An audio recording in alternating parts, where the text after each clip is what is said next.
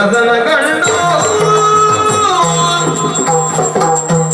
ಪುರದರಸನ ಕಂಡು ದಾರುವು ಹರುಷದೊಡಿಲಿಕೊಂಡು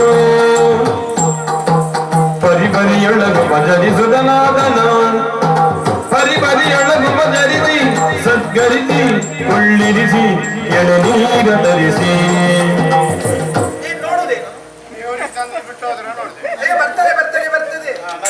ಪರಿಪರಿಯೊಳಗು ಭಜರಿಸುದನಾದನ ಪದವೇನ್ ಕಾರಣ ಬೇರೆನ್ನುವುದನಿ ಎಳನೀರ ತರಿಸಿ ಉದರಾಗಿ ವಂದಿಸಿಕೊಳ್ತಾ ಇದ್ದೇನೆ. ಒಳ್ಳೆಯದಾಗಲಿ. ನಿಂತು ತಡೆಯಬಾರದು. ಹೀಗೆ ಬರಬೇಕು, ಹೀಗೆ ಬರಬೇಕು.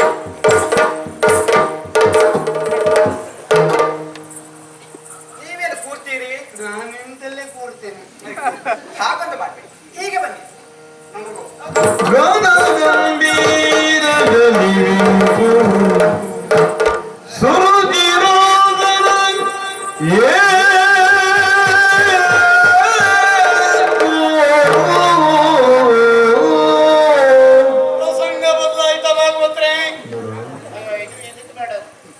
ಮಹಾರಾಜ್, ನೀವೀಗ ಬಂದಿದ್ದು ಪ್ರಥಮ ಬಾರಿಗೆ ಬಂದಿದ್ದು ನೀವು. ಎರಡನೇ ಬಾರಿ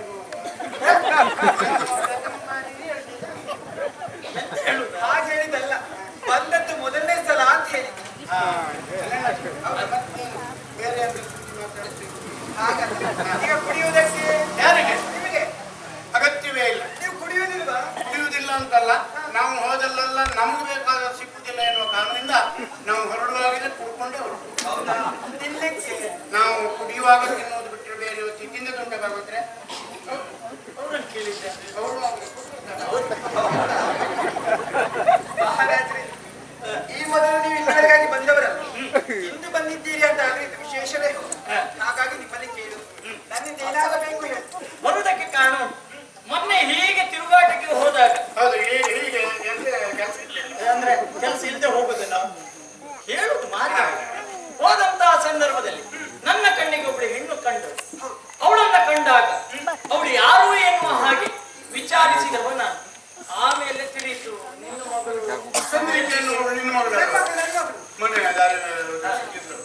ಇದು ಅಲ್ಲಂತ ಮಾತಾಡಿಸಿರೋ ಹೇಳಿದ್ಲ. ಯಾವ ವಿಚಾರವನ್ನು ಹೇಳಿಲ್ಲ.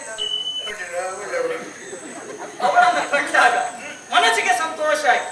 ಮದುವೆ ಆದ್ರೆ ಅವಳನ್ನೇ ಮದುವೆ ಆಗ್ಬೇಕು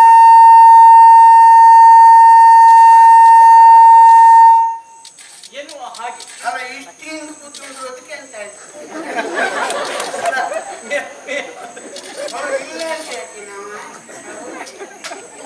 ಅವಳನ್ನ ಮದುವೆ ಆಗಬೇಕು ಎನ್ನುವ ಕಾರಣಕ್ಕಾಗಿ ಹೆಣ್ಣನ್ನ ಕೇಳುವುದಕ್ಕೆ ಇಲ್ಲಿವರೆಗೆ ಬಂದದ್ದು ನಾನು. ಕನ್ಯಾರ್ಥಿಯಾಗಿ ಬಂದವರು. ಹೌದೌದು.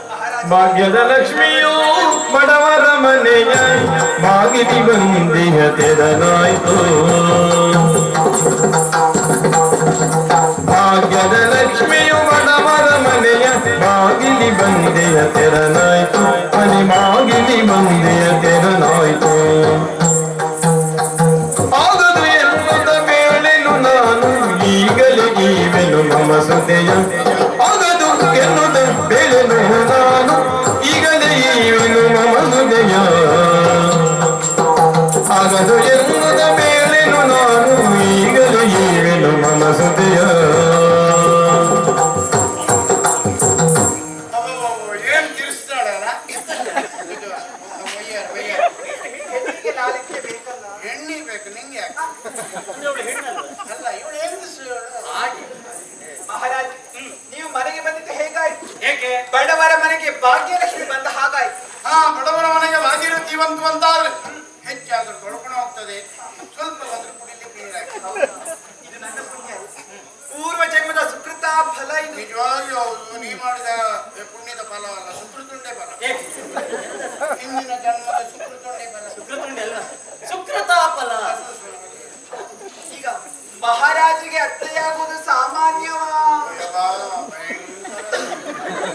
ಹಾಗಾಗಿ ನನ್ನ ಮಗಳನ್ನ ನಿಮಗೆ ದಾರಿ ಎದ್ದು ಕೊಟ್ಟೆ. ಬಹಳ ಸಂತೋಷ ಆಯ್ತು. ಆದ್ರೂ ಮದುವೆ ಖರ್ಚನ್ನು ನೀವೇ ನೋಡ್ಬೇಕು. ಹೆಣ್ಣನ್ನ ಶೃಂಗಾರ ಮಾಡಿ ತಂದು ಅಲ್ಲಿಗೆ ಒಪ್ಪಿಸಿದ್ರೆ ಆಯ್ತು. ಮಿಕ್ಕ ಉಳಿದಂತ ಖರ್ಚೆಲ್ಲ ನಮ್ಮದೇ. ಅಲ್ಲ ನಿನಗೆ ಮಾತು ಮರ್ಯಾದೆ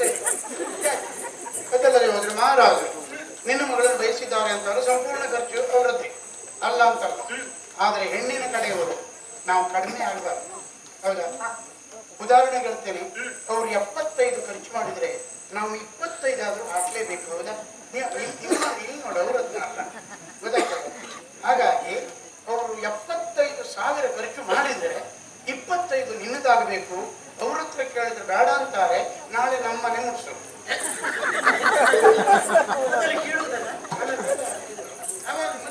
ಮನೆ ತಗೊಂಡೋದಿ ಅವರು ನಮ್ಮ ಹತ್ರ ಇದ್ರೆ ವ್ಯವಹಾರ ಹಾಗಿರ್ಬೇಕು. ಆಗ್ಲಿ ಅಂತೆ ನೋಡಿ, ಮದುವೆ ವಿಚಾರದ ಕುರಿತಾಗಿ ಏನಾದ್ರೂ ಮಾತಾಡುವುದಿದ್ರೆ ನನ್ನ ಮಿತ್ರ ಇದ್ದಾನೆ, ಅವನಲ್ಲಿ ಮಾತಾಡಿ ಮುಂದಿನ ವ್ಯವಸ್ಥೆ ನಾನು ನೋಡ್ತೇನೆ. ಇದು ದೇವಸ್ಥಾನ, ಕಲ್ಯಾಣ ಮಂಟಪ ಅದೆಲ್ಲ ನೀನೇ ಮಾತಾಡಿ. ಗಗನವು ಎಲ್ಲೋ ಭೂಮಿಯು ಎಲ್ಲೋ ಒಂದು ಅರಿಯಲಾಗಿರುವೆ, ನಿನಗೆ ನೀಡಿದ ವಚನವ ಕೇಳಿ ತೇಲಿ ತೇಲಿ ಹೋದಿನ. ಇವತ್ತೇ ಮೊಳ್ಳು ಹೇಳಿದ್ದಾನಿಗೆ ಅದಲ್ಲದೆ ಹೋದ್ರೆ ಅವ್ರು ಆದಿತ್ತು, ನೀನ್ ಆದಿತ್ತು ಅಂತ ಹೇಳಿದಾಗ ಅವ್ರು ಹೊರಟ್ಕೊಂಡು ಹೋದ್ರು.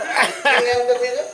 ಗಗನವು ಎಲ್ಲೋ, ಭೂಮಿಯು ಎಲ್ಲೋ ತೇಲಿ ತೇಲಿ ಹೋದೆನ. 2 ತಿಂಗಳ ಹಿಂದೆ ಹಿಡಿದು ಮಳೆ ಈಗಲೂ ಸುರಿತಾ ಇದ್ದಿದ್ರೆ ಎಲ್ಲ ತೇಲುವುದೇ ಆಗ್ತಿತ್ತು. ಈಗ ತೇಲುವ ಪ್ರಶ್ನೆ ಇಲ್ಲ. ಮತ್ತೆಂತದ್ದು? ಗಗನವೂ ಇಲ್ಲ. ನಿನ್ನ ಕಾಲದಲ್ಲಿ ಗಗನ ಕೆಳಗೆ ಬಂದಿದೆ, ಭೂಮಿ ಮೇಲೋಗಿದೆ. ಭೂಮಿಯೂ ಇಲ್ಲೇ, ಗಗನವೂ ಅಲ್ಲೇ. ಅಯ್ಯೋ, ಇದೆಲ್ಲ ಸಂತೋಷಕ್ಕೆ. ಸಂತೋಷಕ್ಕೆ ಸಂತೋಷಕ್ಕೆ ಸಂತೋಷ ಯಾರಿಗೂ ಆಗ್ಲೇಬೇಕು. ಯಾಕೆ ಹೇಳು? ಮಹಾರಾಜರೇ ಮನೆ ಮನೆಗೆ ಬಂದು ಹೆಣ್ಣನ್ನು ಕೇಳ್ತಾರೆ ಅಂತ ಆದ್ರೆ ಈ ಭಾಗ್ಯ ಎಲ್ಲವರಿಗೂ ಬರುವುದಿಲ್ಲ. ಅದು ಬಂದದ್ದಿದ್ರೆ ಏನಿದ್ರು ನಿನಗೆ. ಆದ್ರಿಂದ ಯಾರು ದೂರ ಯಾವಾಗ ಯಾವ್ದು? ಹೇಳಿದ್ರು ಅಂತ ಅಂತ ಹೇಳಿ ಅಂತರೂ ಮತ್ತೆ ಮೈ ಮುಟ್ತೀರಿ. ನನಗೆ ಮಾತಾಡ್ಲಿಕ್ಕೆ ಆಗುದಿಲ್ಲ. ಯಾವಾಗಲೂ ನಾವು ಮೈ ಮುಟ್ಕೊಂಡೇ ಇದ್ದೇವೆ. ಹಾಗಾಗಿ ನಿನ್ನ ಸಂತೋಷ ಎನ್ನುವುದು ಸರಿ, ಆ ಮಟ್ಟಿಗೆ ಮಾತಾಡಬೇಕಾಗುವುದಿಲ್ಲ. ನೀನು ಮಾತಾಡ್ತಾ ಇರುವಾಗ ಇದು ಕಲ್ಯಾಣ ಮಂಟಪವೋ ದೇವಸ್ಥಾನವೋ ನಮ್ಮದು ದೊಡ್ಡ ಸಂಸಾರ. ಹೌದು, ದೊಡ್ಡ ಸಂಸಾರ ಅಂದ್ರೆ ಎಷ್ಟು ಜನ ಇದ್ದೀರಿ ಸಾಧಾರಣ? ನಾನು ನನ್ನ ಮಗಳಿಬ್ಬರೇ ಇರು. ಭಾಗವತ್ರೆ ಭಯಂಕರ ಸಂಸಾರ ಇವರು. ಜನ ಇಬ್ರೆ ಆಗ್ಲಿ ಬಿಡು. ಇಬ್ರು ಅಂದ್ರೆ ನಾನು ನನ್ನ ಮಗಳು ಇಬ್ರೇ. ನಿನ್ ಗಂಡ ಅವ್ರು ಹೋದ್ರು. ಕೋಟೇಶ್ವರ ಕೊಡಿಯಕ್ಕ ಅಲ್ಲಿಗೆಲ್ಲ ಹೋಗ್ಲಿಲ್ಲ. ಅಲ್ಲಿ ಹೋಗ್ಲಿಲ್ಲ. ಆಹಾ. ಮತ್ತೆ ಸ್ವರ್ಗಕ್ಕೆ ಹೋದ್ರು ಅಂತ. ನಿಮ್ಮ ಮನೆ ಹತ್ರ ಈಗ ಸ್ವರ್ಗ ಆಗಿದೆ. ಯಾರು ಹೇಳಿದ್ರು? ನೀ ಸ್ವರ್ಗಕ್ಕೆ ಹೋದ್ರು? ಅಯ್ಯೋ ಹಾಗಲ್ಲ, ಹಾ. ಸತ್ತು ಹೋದ್ರು. ಸತ್ತೋದ್ನ ಸತ್ತು ಸ್ವರ್ಗಕ್ಕೆ ಹೋದ ನಿಂಗೆ ಆಗ್ಬೋದ? ಎಲ್ಲ ಹೇಳ್ತಾರಲ್ಲ, ಏನು ಅಂತ? ಸತ್ತವರು ನೇರ ಸ್ವರ್ಗಕ್ಕೆ ಹೋಗುವುದು. ಅದು ಪುಣ್ಯಾತ್ಕೀರ್ತಿ ಹೆಣ್ಣನ್ನ ಕೈ ಹಿಡಿದ್ರೆ ನಿಜವಾಗಿ ಅದ್ರ ಸತ್ತು ಸ್ವರ್ಗಕ್ಕೆ ಸೇರ್ತಾರೆ. ನಿನ್ನಂತವ್ರನ್ನ ಕೈ ಹಿಡಿದಾರೆ. ಯಾರು ಹೇಳಿದ್ರು? ನಾನು ಇಷ್ಟಿಷ್ಟು ಪುಣ್ಯ ಮಾಡಿ ಇಟ್ಟಿದ್ದೇನೆ. ಇಷ್ಟಿಷ್ಟು ಹಣ ಮಾಡಿ ಹೋಗುದಾಕಿದ್ದೇನೆ, ಪುಣ್ಯ ಮಾಡಲಿಲ್ಲ. ಹಾಗಾದ್ರೆ ಸಕಾಲ.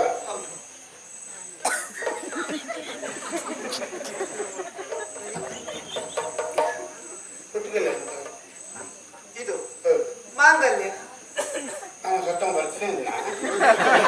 ಅಲ್ಲ, ಹೋದವರು ಮತ್ತೆ ಬರ್ತಾರ. ಅಲ್ಲ, ನಂಗೆ ಗೊತ್ತಿಲ್ಲ, ನಾನು ಕೇಳಿ ಬರ್ತಾನ. ಗಂಡ ಸತ್ತಿದ್ದಾರೆ ಎನ್ನುವ ಕಾರಣದಿಂದ ಈ ಪ್ರಪಂಚದಲ್ಲಿ ಯಾವ ಹೆಣ್ಣೆ ಆಗಿರಲಿ ತನ್ನ ಮೈ ಮೇಲಿರುವಂತಹ 2 ವಸ್ತುವನ್ನು ತೆಗಿಲೇಬೇಕು. ಬೇರೆ ಯಾವ್ದು ತೆಗಿಲಿದ್ದು? ಯಾವ್ದು? ಒಂದು ಕರಿಮಣಿ, ಮತ್ತೊಂದು ಕಾಲೊಂದ. ಯಾಕೆ? ಮದುವೆ ದಿನವೇ ಅದನ್ನು ತೊಡಿಸಿದ್ರಿಂದ ಅದನ್ನು ತೆಗಿಬೇಕು, ಮತ್ತೊಂದು ತೆಗಿಬೇಕು ಅಂತ ಹೇಳುದಿಲ್ಲ. ನೀನು ಒಳ್ಳೆ ಇಟ್ಕೊಂಡಿದ್ದೆ, ಅವ ಬರುವ ಹಾಗೆ ಹಿಡಿದು ಹಾಕುವುದಕ್ಕೂ ಕಾರಣ ಉಂಟು. ಏನು? ಇಳೆಯ ಕಾಮುಕರೆಲ್ಲ ಕಂಡರೆ ಮೋಹಿಸ ದುಡಿಯರೆ. ಭಾಗವತ್ರೆ ಎಂತ ಇಳಿದು ಕಾಮುಕರು ಅಂತ ಎಂತ ಹೇಳಿದ್ಲಪ್ಪ ಅವರು? ಇಳೆಯ ಕಾಮುಕರನ್ನ ಕಂಡರೆ. ಇದೇ ಕಾಮುಕರನ್ನ ಕಂಡರೆ ಮೋಹಿಸ ದುಳಿಯರೆ. ಎಂತ ಆಗಂದ್ರೆ ಅದರ ಅರ್ಥ ಆಗಿರಲಿ. ಇವತ್ತು ನೀವು ಇಲ್ಲಿರುವುದರಿಂದ ಸಾಹಿತ್ಯ ಸ್ವಲ್ಪ ಬದಲಾವಣೆ ಮಾಡಬೇಕು. ಕೊಡಲಿಲ್ಲ, ನೀವು ಅದು ಬದಲಾವಣೆ. ಇಳೆಯ ಕಾಮುಕರನ್ನ ಕಂಡರೆ ತಿಳಿದರೆ ಹಳೆಯ ಕಾಮುಕರನ್ನ ಕಂಡರೆ ಸರಿ ಆಗ್ತದೆ. ನಾನು ಇದೇ ಬಿಗಿ ಅಂತ ಮಾಡಿದ್ದೆ, ಅದಕ್ಕಿಂತ ನೀವೇ ಬಿಗಿ. ನಿಮ್ದು ಯಾವ ಕಾಮಕ್ಕೂ ಬೇಡ, ಕಳಕು ಬೇಡ, ಎಳಕು ಬೇಡ, ಗೊತ್ತಾಯ್ತಾ? ಅಷ್ಟೇ ಅಲ್ಲ, ಕಷ್ಟಕ್ಕಾಗಿ ಇಟ್ಕೊಂಡಿದ್ಯಾ? ಆಯ್ತು, ನಿಮ್ಮ ನೆಮ್ಮದಿಗೆ ನಿಮ್ಮ ಸಂತೋಷಕ್ಕೆ ಯಾವುದೇ ಇಟ್ಕೊಳ್ಳಿ, ನಮ್ಮದೇನು ಆಕ್ಷೇಪ ಇಲ್ಲ. ಆದ್ರೆ ನಂಗಿನ್ನು ಮದುವೆ ಆಗಲಿಲ್ಲ. ಇನ್ನು ಒಂದು ನಂಗೆ ವರ್ಷ ಎಷ್ಟಾಯ್ತು ಮಾಡಿದೆ? ಎಷ್ಟಾಯ್ತು? ನಾನು ಈಗ 37 ನಡೀತಾ ಉಂಟು. 2 ಸಲ ಹಾಕ್ಬೇಕಾ? ಅಲ್ಲ, ಅಲ್ಲೇ ಆಚೆ ತಿರುಗಿಸಿದ್ರೆ ನಾ ಮದುವೆ ಆಗ್ಲಿಲ್ಲ. ಯಾಕೆ? ಯಾರು ಹೆಣ್ಣು ಕೊಡುವವರು ಇಲ್ಲದೆ ಅಲ್ಲ. ನಾನೊಂದು ಪ್ರತಿಜ್ಞೆ ಮಾಡಿದ್ದೇನೆ. ಪ್ರತಿಜ್ಞೆ ಯಾವುದು? ಹಿಂದಿನವರ ದೇವರ ಪರ್ಯಂತ ಅದು ದೇವವ್ರತ ಮಾಡಿದ್ದೇನೆ. ಆಗಿದ್ದಲ್ಲ ಬರ. ನನ್ನ ಪ್ರತಿಜ್ಞೆ ಬೇರೆ ಏನಲ್ಲ. ಪ್ರಪಂಚದಲ್ಲಿ ಎಷ್ಟೇ ಹೆಣ್ಣು ಮಕ್ಕಳಿರಲಿ, ಯಾರೂ ನನಗೆ ಅಗತ್ಯ ಇಲ್ಲ. ಗಂಡ ಸತ್ತವಳನ್ನೇ ಮದುವೆ ಆಗುವುದು ಅಂತ. ಅಯ್ಯೋ, ನಿಮ್ಮ ಹೆಗ್ಗುಣ. ಹೆಗ್ಗುಣ ನಿನ್ನ ಅಪಾಯ. ಹಾಗಲ್ಲ, ಹಿರಿದಾದ ಗುಣ ಅಂತ. ಹೌದೌದು. ಇವತ್ತಿನವರೆಗೆ ಹುಡುಕಿದೆ, ಸಿಕ್ಲಿಲ್ಲ. ಇವತ್ತು ಸಿಕ್ಕಿದ್ದಾಳೆ. ಸಿಕ್ಕಿಲ್ಲ. ತಡ ಮಾಡಬೇಡಿ, ಯಾರಂತ ಹೇಳಿ ನಾನೇ ಮುಂದೆ ನಿಂತು ಮದುವೆ ಮಾಡಿಸ್ತೀನಿ. ನೀ ಮುಂದೆ ನಿಂತುಕೊಳ್ಳುವುದಾಡ, ನನ್ನ ಎಡಭಾಗದಲ್ಲಿ ನಿಂತರೆ ಅದೇ ಯಾರು ಒಂದು ಮಾಡಿದೆ? ನೀನೇ. ನಾನು ನಿಮ್ಮ ಮದುವೆ ಆಗುದು. ನನ್ನ ಮದುವೆ ಸಭೆಯಲ್ಲಿ ಮಾತನಾಡಿದ್ರೆ ಏನ್ ಹೇಳ್ತಾರೆ ನೋಡಿ. ಅಲ್ಲ ದೇವರಾಗಿ ಹೌದೌದು, ನಾನು ಮದುವೆ ಆಗುದಿಲ್ಲ. ಮದುವೆ ಆಗುದಿಲ್ಲ. ನೋಡು, ಹೊಂದಾಣಿಕೆ ಅಂದ್ರೆ ನೀವು ಗಂಡ ಇಲ್ಲ, ನಾನು ಹೇಳ್ತೀನಿ. ಅಯ್ಯೋ, ನನ್ ಮನಸ್ಸಿಲ್ಲ. ಬೇಡ ಬೇಡ, ವಾರಕ್ಕೊಂದ್ಸಲ ಬಂದು ಹೋಗುವ. ಅಂದ್ರೆ ಶಿಷ್ಯ ಇವ್ರಿಗೆ ಏನ್ ಹೇಳ್ತೀವ್ರು? ನರಕ. ನೋಡು, ಹೌದು. ಈಗ ಈ ಶಿಶಿ ನನಗೆ ಖುಷಿ ಖುಷಿ. ಯಾವ್ದಕ್ಕೂ ನನ್ಗೆ ಮನಸ್ಸಿಲ್ಲ, ನೀವು ಸುಮ್ಮನಿರಿ. ಏನೋ ಯಾವ್ದಕ್ಕೂ ಮನಸ್ಸಿಲ್ಲ ಅಂತ. ಮದುವೆ ಆಗತಕ್ಕದ್ದು ಆಗುದಿಲ್ಲ ಅಂತ. ನನ್ನ ಜೀವಮಾನದಲ್ಲಿ ಮದುವೆ ಆಗುದಿದ್ರೆ ನಿನ್ನನ್ನೇ. ಆಗೋದಿಲ್ಲ. ಆಗದೆ ಇದ್ರೆ ಬಿಡುವುದಿಲ್ಲ. ಏನ್ ಮಾಡ್ತೀರಿ? ನಿನ್ನನ್ನಲ್ಲ, ನಿನ್ನ ಮಗಳಿಗೆ ಮದುವೆ ಆಗುವುದಕ್ಕೆ ಬಿಡುವುದಿಲ್ಲ. ಮಹಾರಾಜರ ಒಟ್ಟಿನಲ್ಲೇ ಇದ್ದವ ನಾನು. ಈಗ ಹೋಗಿ ಹೇಳ್ತೇನೆ, ಇದು ತೆಗೆದಾಕಿದ್ದು ಅದು ಬಿಚ್ಚಿ ಹಾಕಿದ್ದು. ಆದ್ರಿಂದ ನಿನ್ನ ಮಗಳನ್ನು ಆ ಮಹಾರಾಜರು ಮದುವೆ ಆಗಲಿಲ್ಲ. ಎಳೆನೀರು ತರಿಸ್ಲೆ. ಎಳೆನೀರು. ನೀನೇ ಹಳೆ ನೀರು. ಎಳೆ ನೀರು ಬೇಡ. ಬೇಡ ಬೇಡ. ಏನು?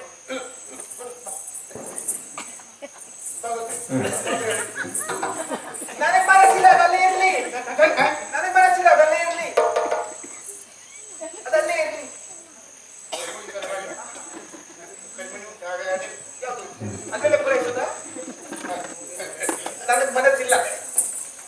ನೋಡೋ, ಏನು? ನನಗೆ ಮತ್ತೆ ಸಿಟ್ಟು ಬರಿಸಬೇಡ. ಏನ್ ಮಾಡ್ತೀರಿ? ನಾವು ಸಿಟ್ಟು ಬಂದ್ರೆ ಮತ್ತೆ ಮನುಷ್ಯ ಅಲ್ವಾ? ಅರೆ, ಏನ್ ಮಾಡ್ತೀರಿ ಅಂತ. ಏನ್ ಮಾಡ್ತೀರಾ? ನಿನ್ನನ್ನು ಬಲತ್ಕಾರ ಮಾಡ್ತೇನೆ.